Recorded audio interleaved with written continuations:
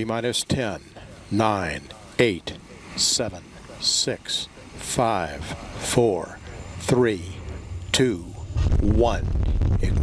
Engine ignition. Liftoff of the Falcon 9 rocket with science for today and for deep space exploration tomorrow. Falcon 9 has cleared the towers.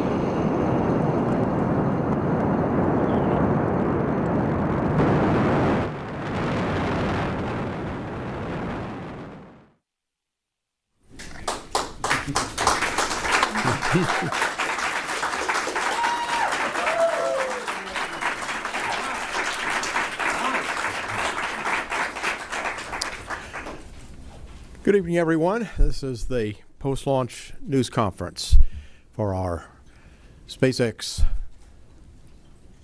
CRS-8 mission tonight. And here to join us to give us a status on our launch and our mission is Kirk Sharman, manager for the International Space Station program at NASA's Johnson Space Center. Elon Musk, the SpaceX Chief Executive Officer and lead designer, and Hans Koenigsmann, the Vice President of Flight Reliability for SpaceX. And we'll start first with Kirk Sharman. Kirk? All right, thanks. What a wonderful day. It's a beautiful day outside, a great day to launch a rocket, and we saw a great one. So I had the pleasure of being in the Mission Control Center at SpaceX, and I can tell you the folks were really excited, as were myself and Bill Gerstenmaier. And then we could hear the roar of the rocket. That was really cool. So after the launch, I got on the phone and talked to our colleagues in Houston, and there was a roar there too. So it was great to hear that. We're very excited to have our cargo and the Dragon safely on orbit, and we're very much looking forward to it to arrive to the ISS. I had a chance to speak to our mission control room in Houston, and all systems on board the ISS are ready to support the mission. And like I said, we're looking great, very forward to having the cargo and all the utilization on board ISS.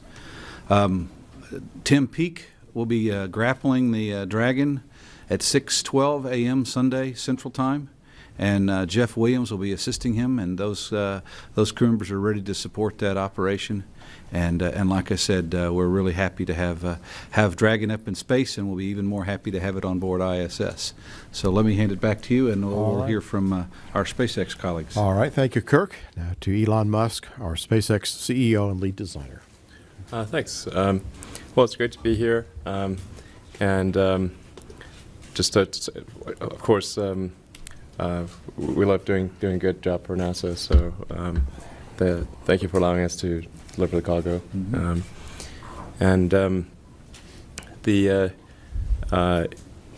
I think the mice are doing well. That's what I heard. I'm not sure they're happy though. I think they might be a bit confused. Yes. So it's probably not on their evolutionary path to be in zero G, but yeah, there's a bunch of astronauts on board. So the thing that was a little different about this mission on the rocket side was, of course, the rocket landed instead of putting a hole in the ship, or tipping over. So we're really excited about that, and the reason that's really important is about half of our missions will need to land out to sea. So any missions that are going to, particularly to geostationary orbit, or to escape velocity, anything beyond Earth is likely to need to land on the ship. And I thought it'd be worth just emphasizing that the reason for that is something that I think it would be good for the press to educate the public about, which is the difference between space and velocity, space and orbit. Like arguably the space station should be called the orbit station, because it's actually zooming around the Earth at 17,500 miles an hour, and it crosses the Atlantic in I think about 20 minutes or so. It's pretty speedy, and that's for example why there's such a short launch window, is because the rocket's got to get into orbit and kind of match the orbit with the space station, and it's it's moving so quickly that that orbital window is only open for a few seconds. So although a rocket looks like it's going up because it starts off vertical, actually it's going to very quickly turn and go sideways and go horizontal, and it's going to match that space station velocity of roughly 17,000 miles an hour. So basically, the rocket at stage separation is zooming out to speed zooming out to sea at an incredible velocity, and it doesn't have enough propellant to come back to basically zero out that velocity, boost back in the other direction, and then land. So in order to achieve effective reusability, if you want missions to go to high orbit or to escape velocity, you really need the ocean landing. I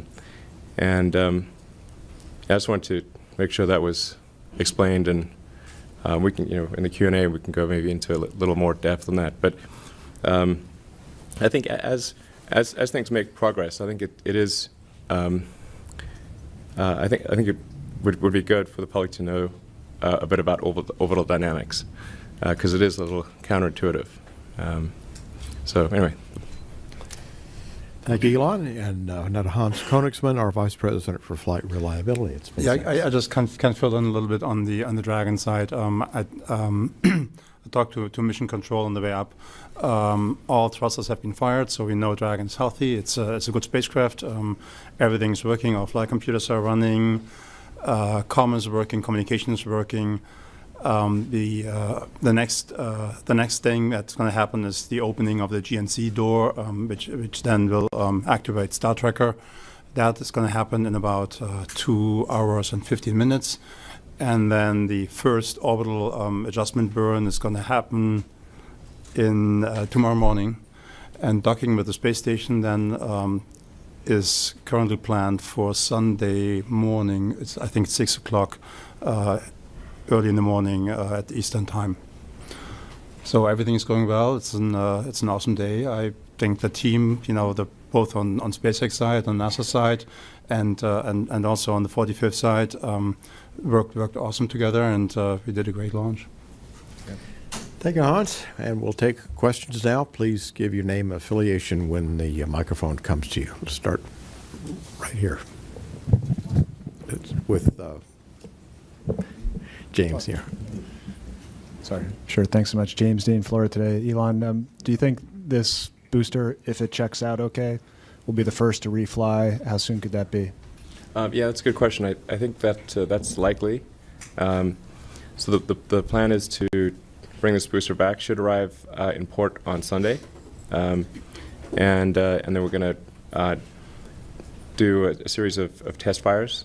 We're hoping to do that at the Cape rather than transport it to Texas and then bring it back.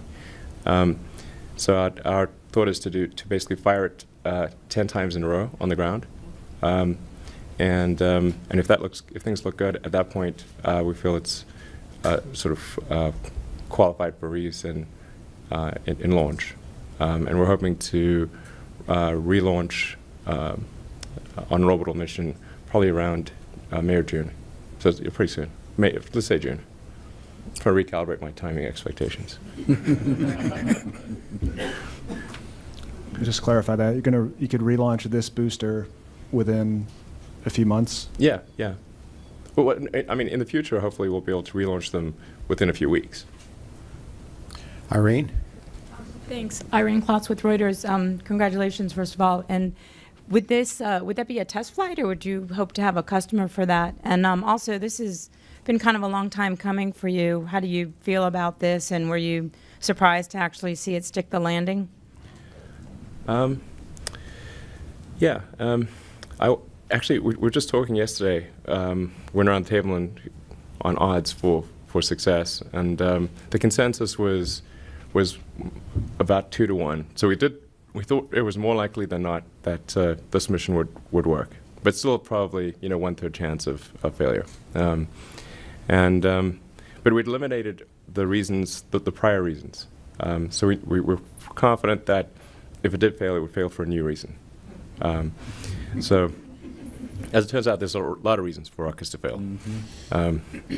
So But this was a beautiful day, and I think the circumstances were good. It's still quite tricky to land on a ship, and if on the video, I mean, the ship looks quite small relative to the rocket, so it's quite a tiny target. It's really trying to land on a postage stamp there, and it's moving, sort of translating and rotating. It's sort of like a carrier landing versus a land landing. It's a tinier spot, and it's moving. The use of the reflight, would that be an actual paying customer on it, or would you do that just as an experiment to relaunch it? We think it'll be a paying customer, but that's we got to have some discussions. So, yeah. All right, let's go right here. So, Elon, having achieved this this milestone here, what does that mean for the future of SpaceX and for the future of spaceflight? Yeah, I think this is a really good milestone for the future of spaceflight.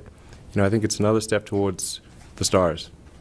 In order for us to really open up access to space, we've got to achieve full and rapid reusability.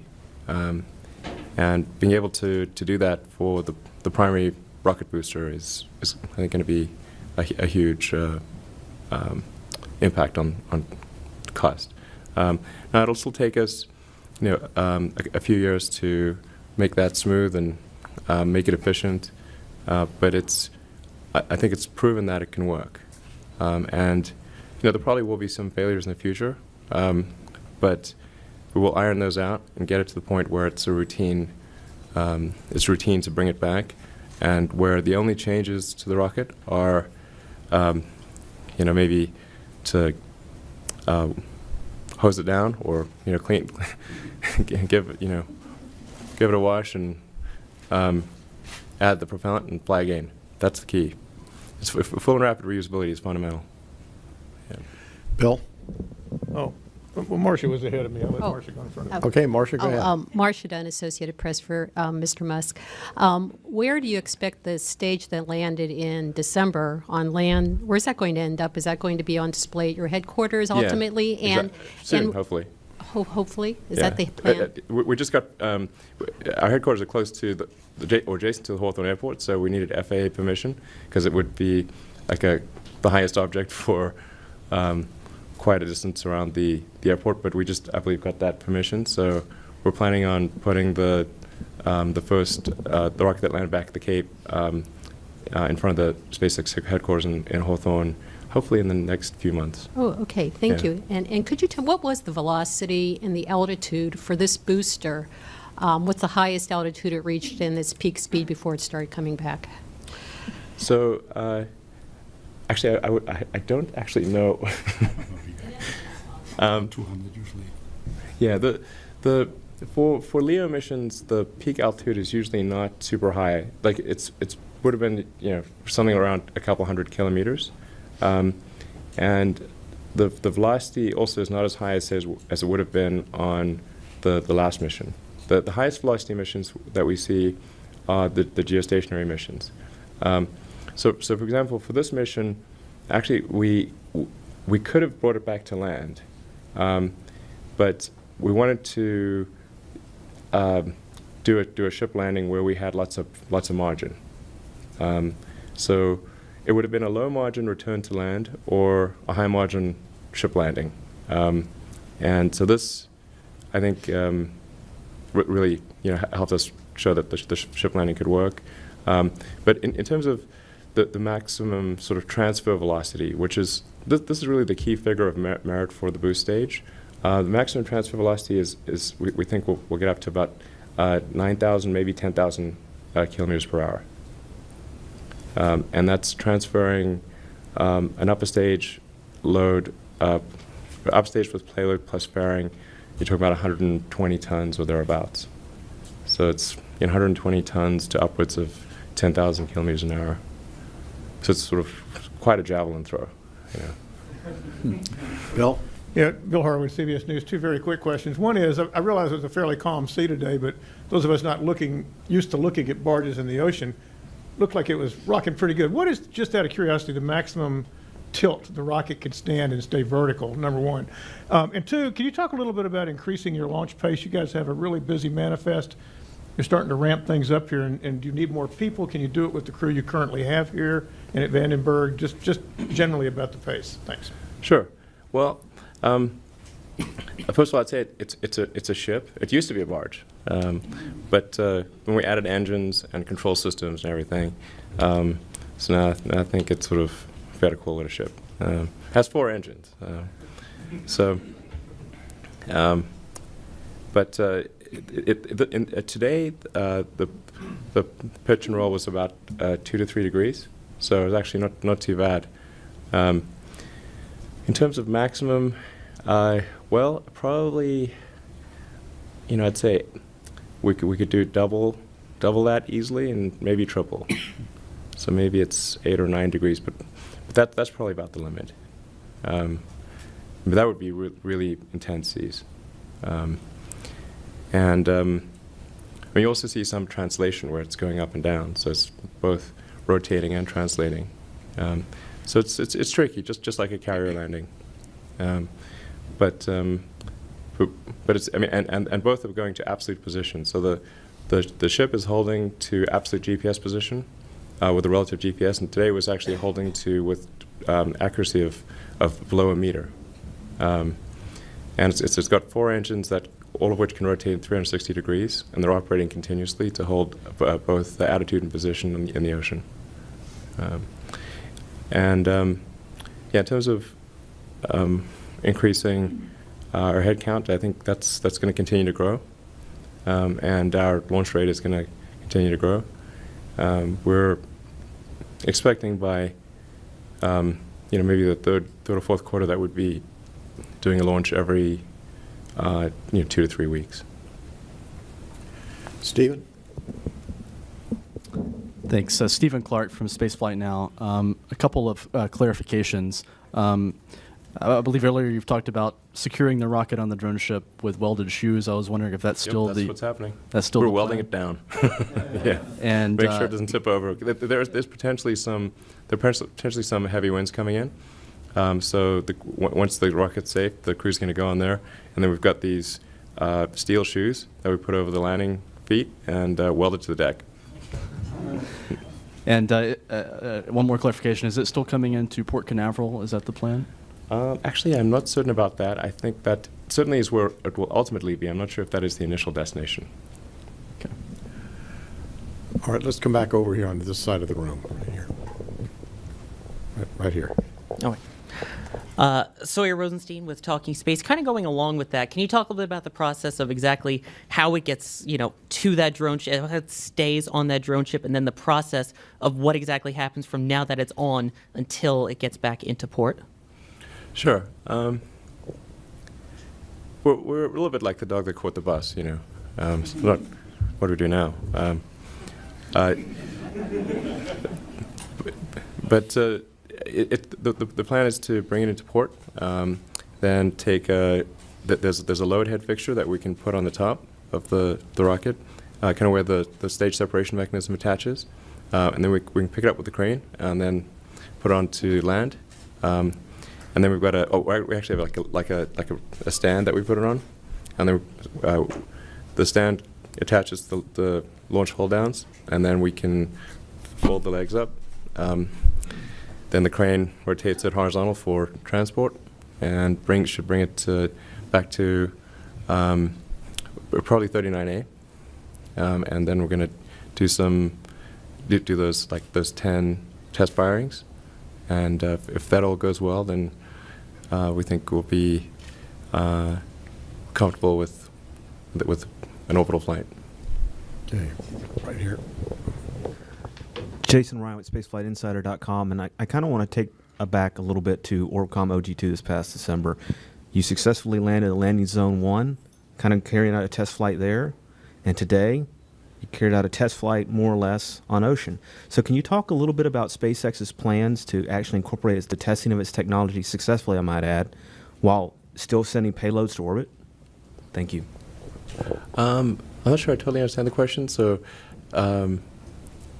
You mean, I'm not sure I understand the question. Incorporating SpaceX's technology to... Test flights while you're still sending payloads to orbit. I mean, most Oh, people, yeah. they break up their test program away from sending payloads to orbit, but you've actually managed to incorporate the two. Can you talk a little bit about that philosophy?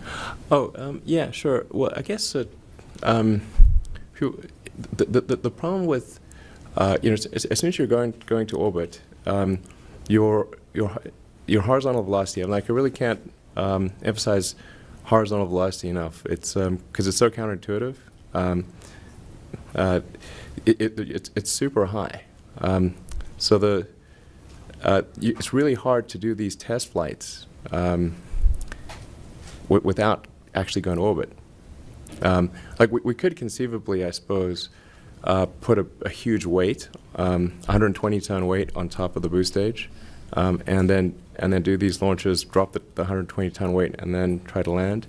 But there's no point doing that. Why not just send a useful payload while you're at it instead of the dead weight? So, but that's why it's really hard to do these tests. It's really basically impossible to do these tests on land, unless you had Siberia or something, because it's just if something were to happen and the rocket engines didn't relight, it would have a ballistic trajectory and land hundreds of miles away, several, anywhere from 500 to 1,000 miles away.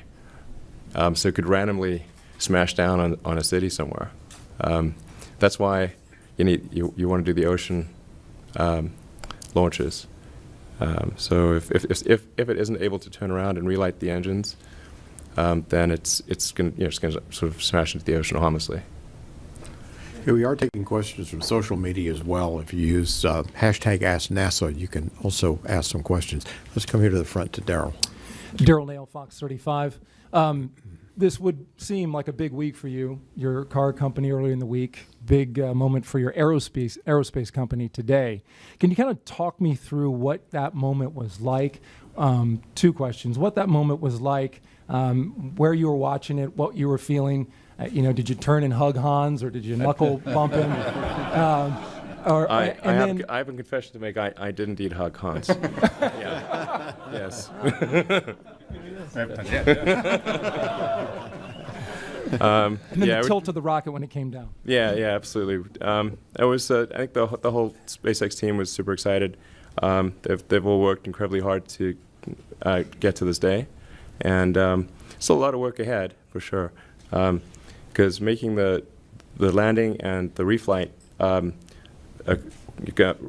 easy is hard, and rapid and complete reusability is the thing that's really important for the reusability to be cost effective, like an aircraft. So if an aircraft, you can recycle a 747 that went from London to Los Angeles, and you can recycle that in 3 hours, 2-3 hours maybe, and do another flight. We got to ultimately get rockets to that point. The tilt of the rocket was coming down. Kind of explain. The reason it's tilting is because it was quite windy. So it had winds up to 50 miles an hour as it was coming down. So it's tilting into the wind.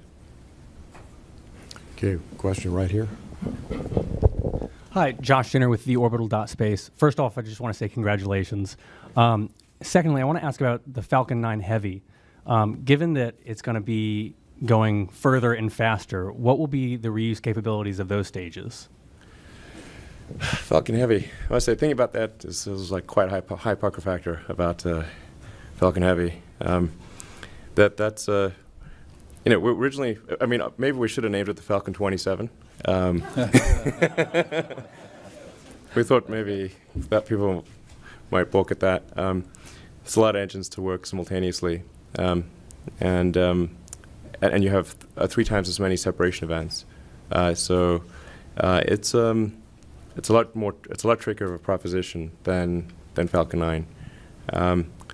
But the payload capabilities are amazing, and it's got a lot of potential, and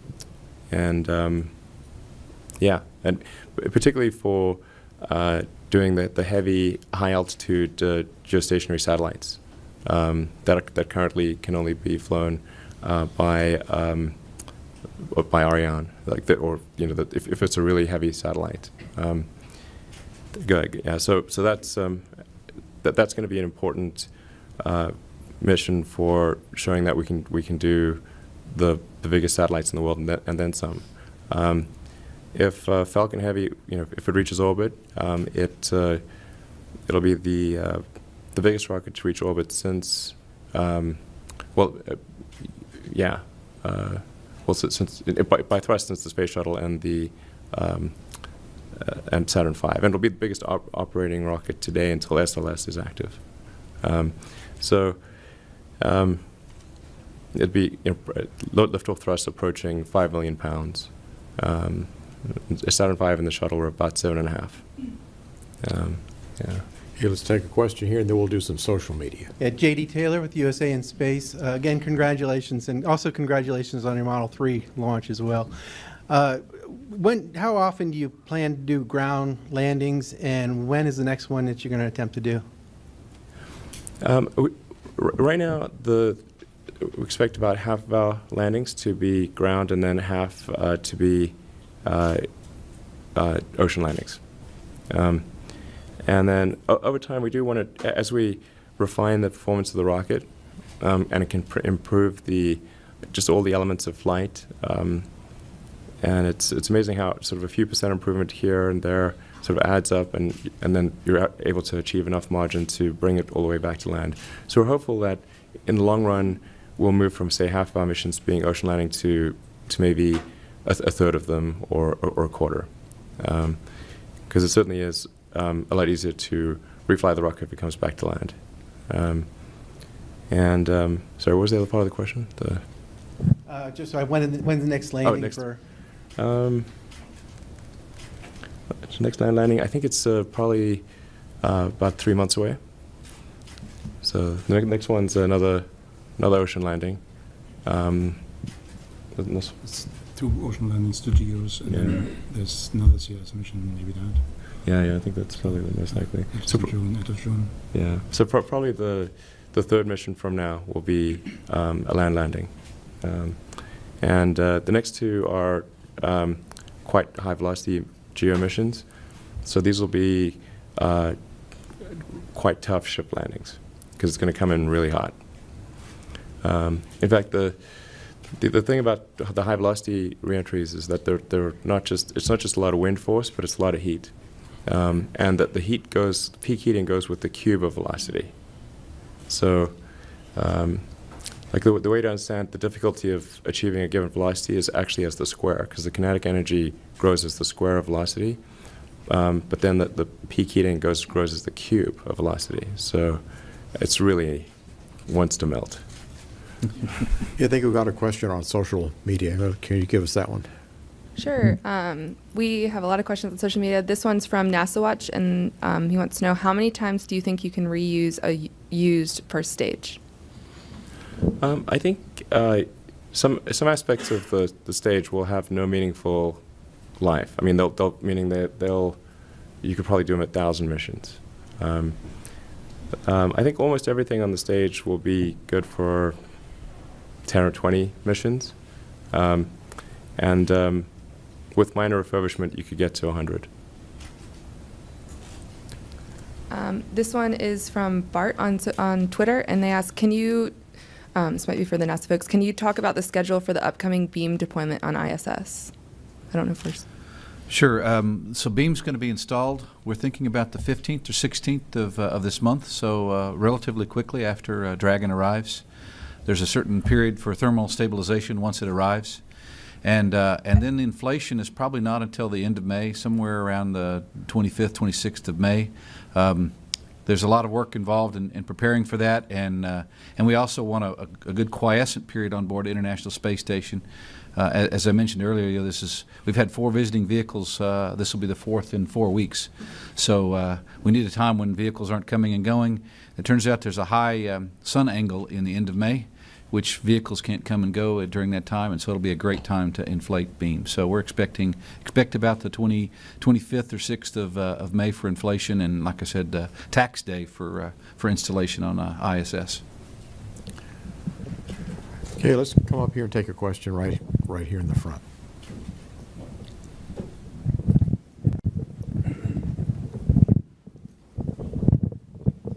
Hi, Thaddeus Cesare with the Utica Phoenix.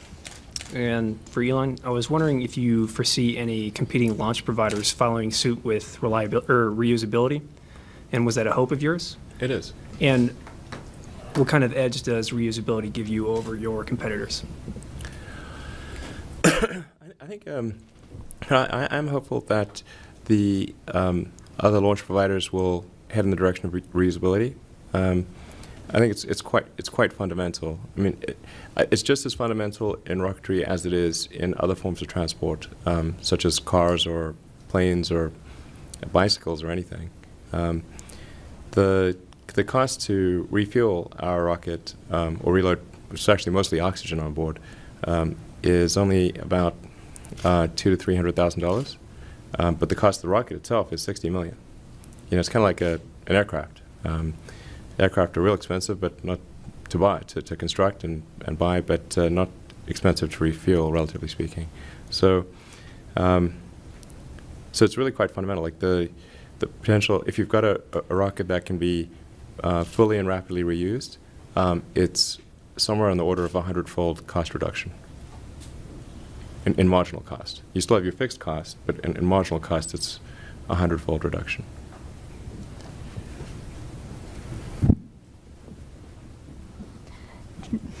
Jerini Mom with CNN. This is for Mr. Musk. Congratulations. And is there anything that you and your companies are working on that can top the experience that you've had today?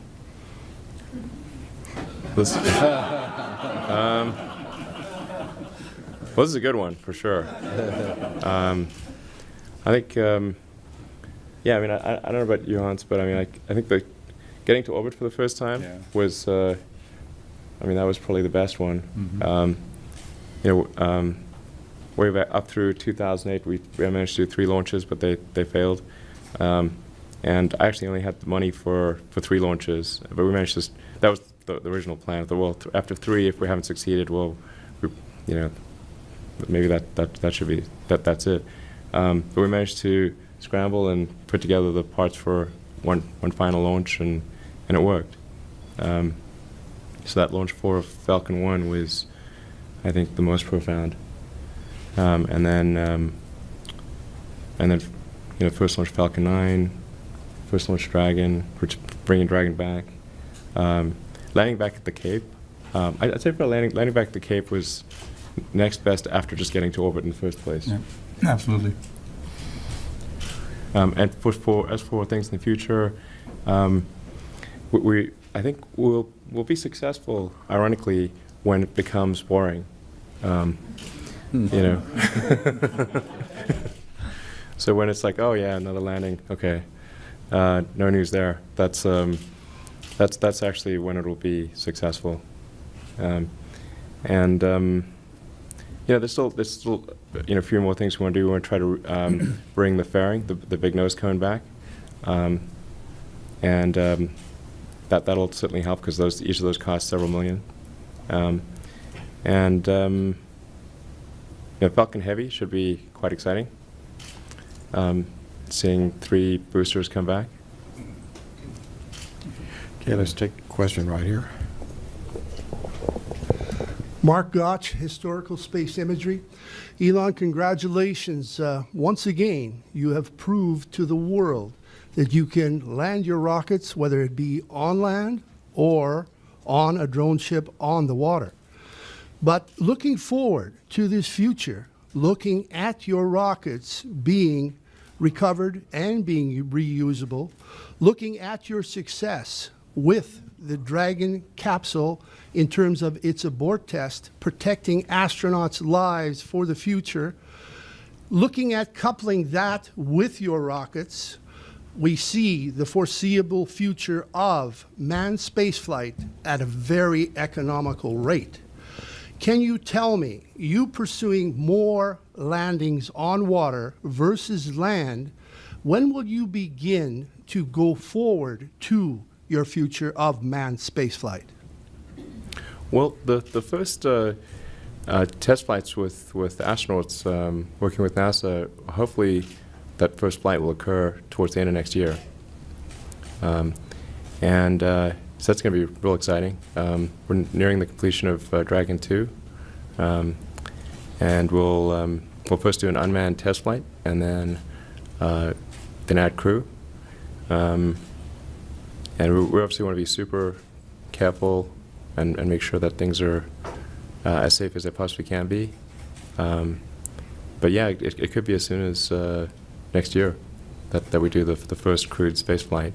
And I just like to take a moment. The SpaceX has got 5,000 people, and I get a lot of attention, but they really did the work. Is it true you are a success right across the board? And again, as you say, you couldn't have done any of this without your dedicated people. Yeah, it's an awesome team. Thank you, sir. Thanks. All right, let's take a couple on the phone here. Chris Ryan from Chris Davenport from the Washington Post, I think, is on the line.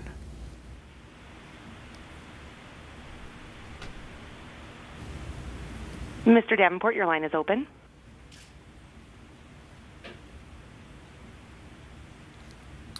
All right. Any others on the phone? Okay, Ryan Ruggiero.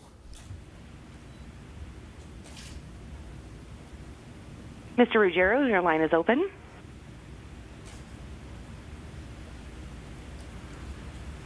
All right, let's come back here. We'll take about 2 more questions, and that'll wrap us up. Any more over here? All right, we got one over here. Robin C. Mangle with the New York Observer. Elon, you always mention that reusable rockets is the long-term goal of that is to make colonization on Mars cheaper and sustainable. Can you give us an update on Mars and the company's plans, long-term plans? Well, I think probably now is not the time to give a sort of full update. I am planning on giving a talk at the International Astronautical Congress, which will be in Mexico this year in September, and I thought that would be a good venue to describe what we think would be a good approach, something that would be effective for establishing a city on Mars. I think it's going to sound pretty crazy, so it should be at least entertaining. All right, with that, we're going to wrap up our launch coverage here for SpaceX CRS-8, and hopefully you'll look forward to our grapple coverage coming up on Sunday morning. So with that will conclude our briefing. Thank you very much. Thank you.